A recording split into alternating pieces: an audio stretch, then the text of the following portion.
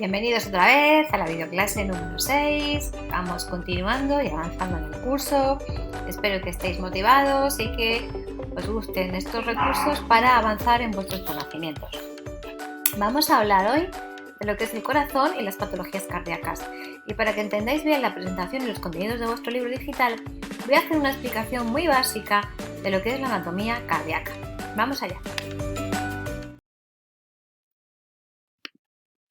Mirad, en esta imagen estamos viendo lo que sería un corte en el que vemos los pulmones.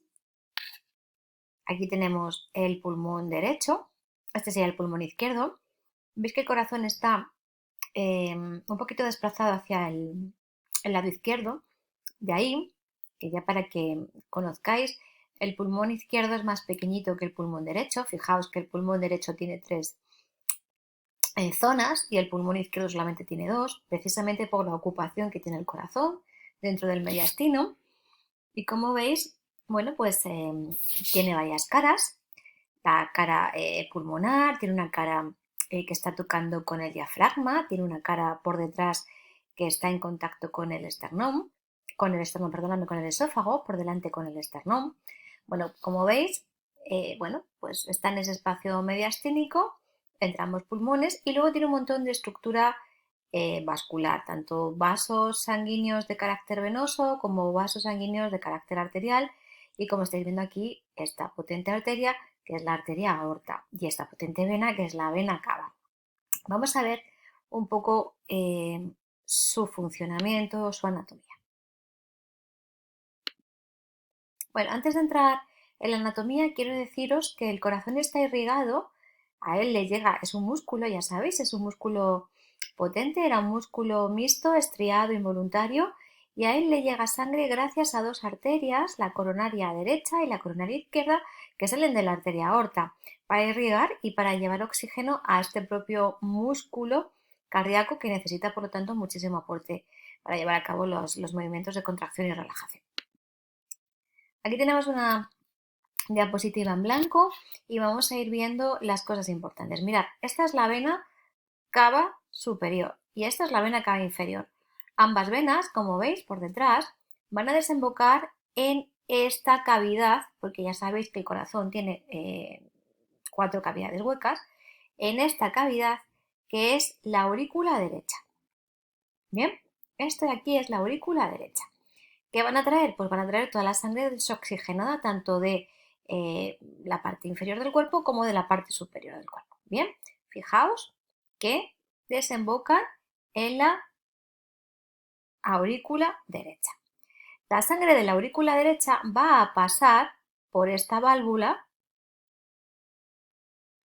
que si es la derecha es la válvula tricúspide. Os dejo una regla mnemotécnica para que os acordéis. Derecha tricúspide, de derecha tricúspide. Esta válvula se abre y nos permite el paso de la sangre, fijaos, al ventrículo derecho, que es esta zona de aquí. El ventrículo derecho, con movimiento de contracción, va a impulsar la sangre hacia las arterias pulmonares.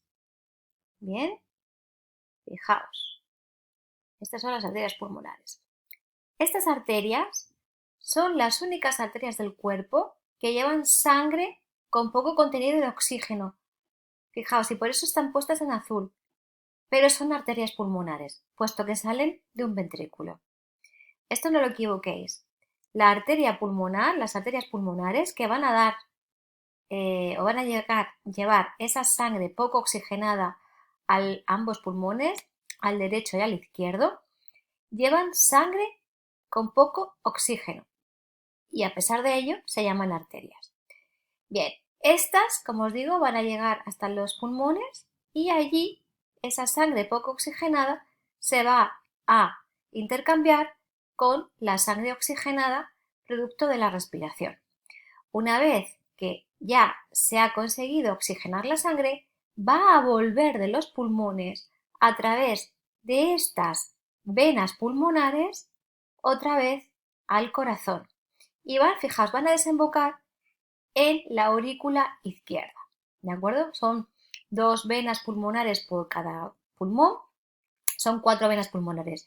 Y como pasaba con la arteria pulmonar, las venas pulmonares no llevan sangre pobre en oxígeno. Estas venas pulmonares las ponemos en rojo porque llevan sangre muy oxigenada. Entonces, resumiendo, hay unas arterias que son las pulmonares y unas venas que son las pulmonares donde la sangre que llevan es totalmente inversa al resto de las arterias y de las venas de nuestro cuerpo. Es decir, estas arterias pulmonares van a llevar sangre muy poco oxigenada y estas venas pulmonares van a traer sangre muy rica en oxígeno. Tener en cuenta eso. Como hemos dicho, van a desembocar en la aurícula izquierda, que va a pasar a través de la válvula mitral al ventrículo izquierdo. Fijaos qué pared muscular tiene el ventrículo izquierdo, porque realmente la contracción del ventrículo izquierdo tiene que ser muy potente para impulsar la sangre y que llegue a la arteria aorta, que es esta que tenemos aquí. Este es el callado de la aorta y va a, pues a convertirse después en aorta torácica, aorta abdominal, va a ir irrigando, va a ir además convirtiéndose en prolongaciones y en ramificaciones para llevar sangre oxigenada a todo nuestro cuerpo. Estas válvulas de aquí, que no las hemos hablado, se llaman válvulas semilunares y esta, por estar cerca de la arteria pulmonar, se llama válvula pulmonar y esta es la válvula aórtica por estar cerca de la aorta. Entonces, en resumen, fijaos, vena cava superior, vena cava inferior, recogen toda la sangre desoxigenada, pobre en oxígeno de nuestro cuerpo, van a la aurícula derecha, pasan por la válvula tricúspide al ventrículo derecho, el ventrículo derecho pasa por la válvula pulmonar a la arteria pulmonar que lleva sangre poco oxigenada hasta los pulmones y vuelve muy oxigenada por las venas pulmonares, 2 para cada pulmón, al final son 4 venas, aquí las tenéis, van a llegar a la aurícula izquierda, pasan por la válvula mitral, llegan al ventrículo izquierdo con mucho contenido muscular, impulsan la sangre por la válvula aórtica hasta la arteria aorta, que es la arteria principal de nuestro cuerpo, donde va a ir dando ramificaciones e irrigando a todo el cuerpo.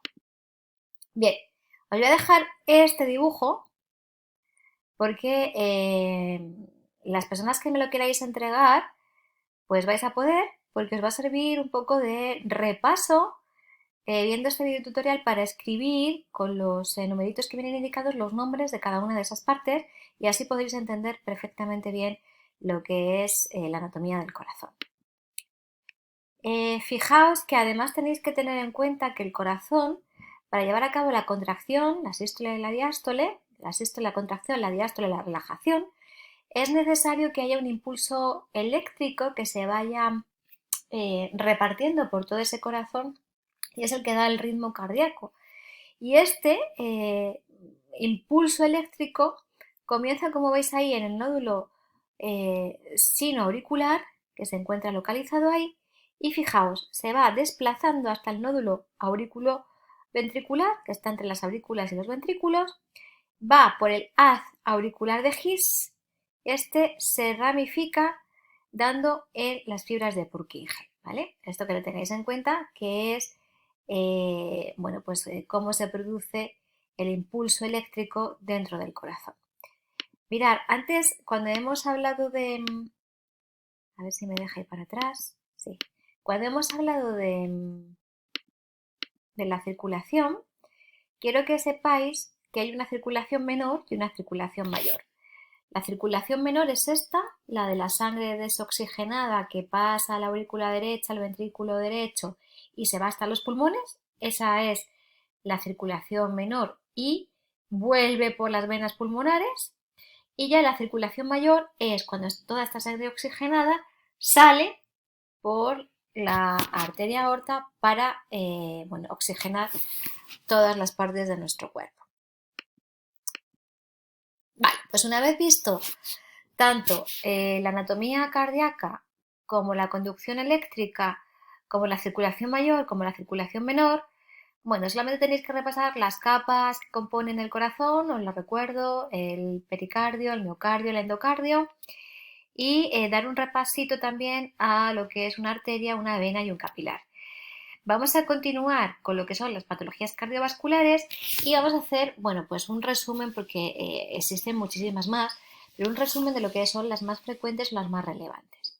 Mirad, la primera de la que vamos a hablar es la insuficiencia cardíaca y siempre que oigáis la palabra insuficiencia es eso, que no es suficiente, el corazón no es suficiente, entonces no tiene la fuerza necesaria, está incapacitado para impulsar la sangre. Entonces esa sangre se queda como retenida, el corazón puede incluso agrandarse.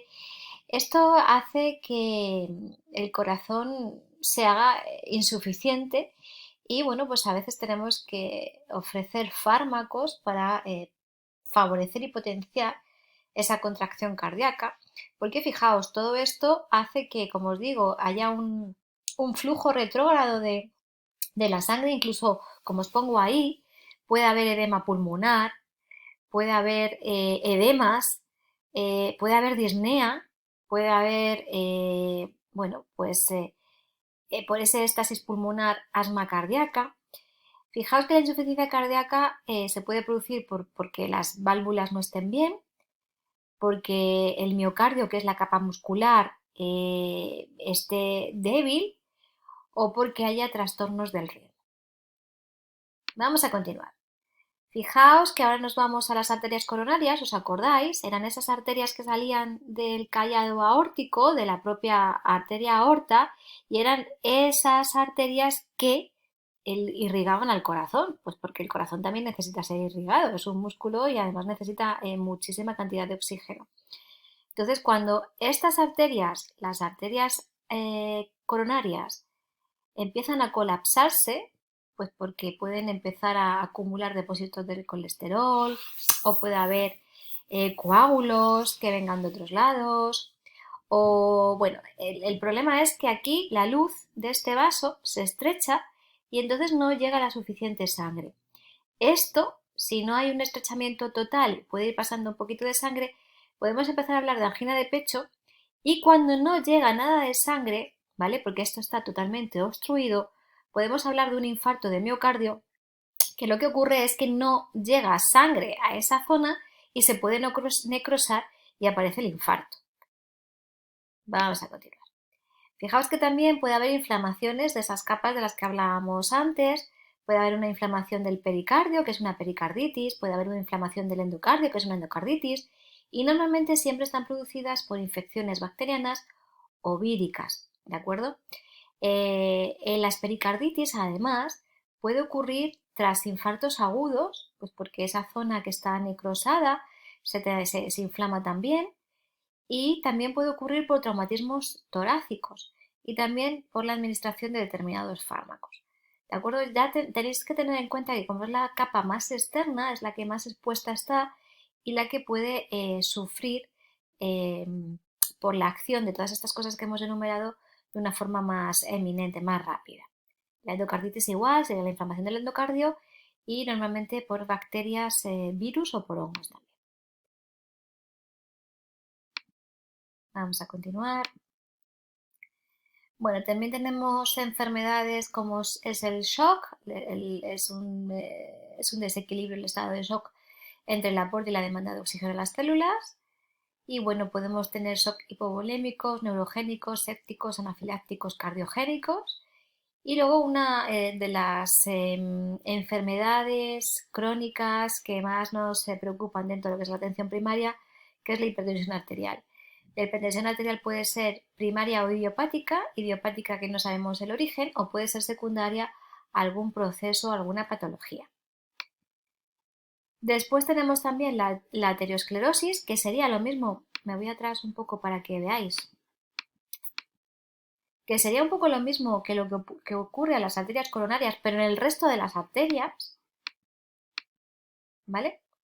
En el resto de las arterias, ya no tienen por qué ser las coronarias, puede ser cualquier arteria del cuerpo, Y fijaos cómo se va estrechando la luz por donde pasa la sangre como consecuencia de esa acumulación de colesterol, de calcio, bueno, pues de capas, contenidos que hacen que se produzca una placa fibrosa y que por aquí no pase la sangre con el consiguiente problema de pues, que a esa zona donde no llega la sangre se infarte, se necrose.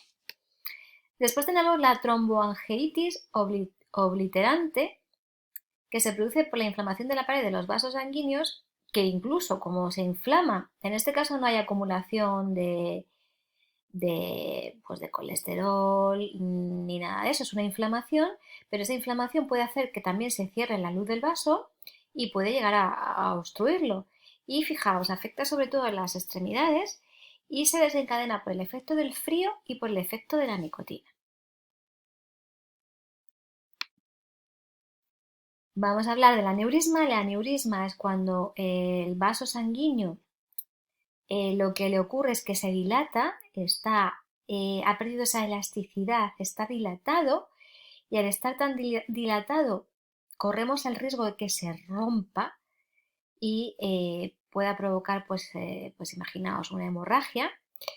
Y después tenemos la trombosis venosa, que es, bueno, pues cuando igual, o bien por la acción de un trombo, como veis ahí, de sangre que se ha quedado coagulada, bueno, pues obstruye una vena, se llama flebotrombosis, o bien cuando el trombo se produce por la inflamación de la pared vascular, se llama tromboflebitis.